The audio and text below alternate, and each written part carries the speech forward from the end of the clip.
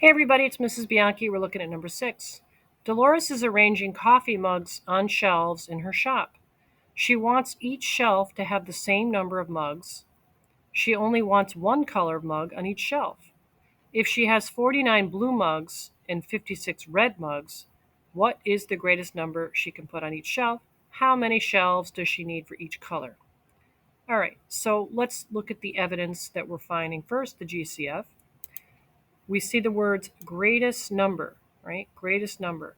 So that's red flag number 1 that you're going to find the GCF. So I'm just going to leave a line here because we're going to need to find the GCF. Now, evidence that you're also applying the distributive property is you're looking for the words same number of. So I see the word same number of. When you see that, or anything that suggests same, like equivalent or equal, then that means you're probably going to be multiplying that GCF with the sum of two numbers, a number plus a number.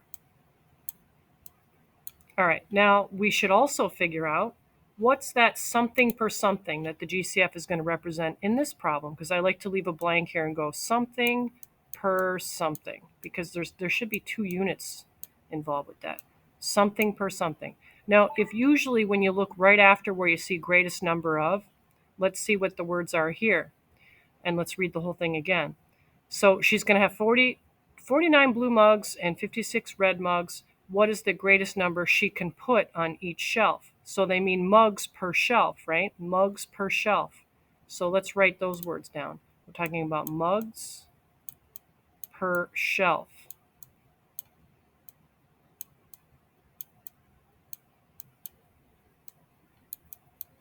All right, and how are these different from each other?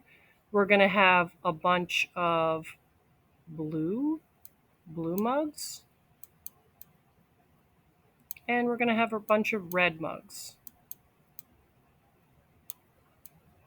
And the label that I would suggest writing underneath, usually whatever you have after the word per, which in this case is shelf, that's also going to be true here too. So we're going to have a bunch of blue shelves, and we're going to have a bunch of red shelves. Put that on your piece of paper. All right, so now we have to actually find the GCF of the numbers that are in the problem, which are 49 and 56. So let's write those numbers down. 49 and 56.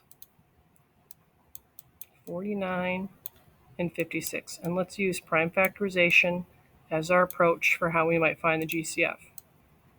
All right, so let's do factor trees. When you do your factor trees, I'm encouraging you, if you have a suspected GCF, like let's say a number popping in your head that you think is a common factor that's the greatest, like you might be thinking maybe 7 is the GCF.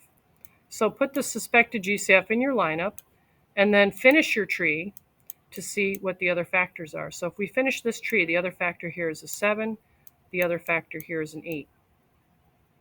Now, if we were to continue branching on these numbers here that I have in black font, there would be no common factors. Some of you can see that earlier and recognize that and not have to finish the trees. Others will have to go ahead and finish the tree. So this is composite. We're going to do 2 times 4. And let's bring down the 7. 4 is composite. We'll keep branching on the 4. And then we'll bring down everything that's left, which would be the 2 and this 7 right here. We'll bring that down. All right, so this tree was finished right at this point because both of these numbers are prime. This tree needed a little more work, but now we have all prime numbers, and this is our prime factorization right here for the number 56. When we do our Venn diagrams, we're going to have 2 circles. One circle will represent the prime factorization for the first number, which in this case is 49. The second circle will represent all the prime factors of the number 56, and where the circles interlock will be the ones they have in common. What are the ones they have in common? I see 7s is one they have in common, so let's write that down. And we can't circle these two because they're in the same tree. They have to be in different trees. So that's the only thing that matches. And when we only have one number, by the way, then that one number is the GCF. So let's put that on the line right here as the GCF.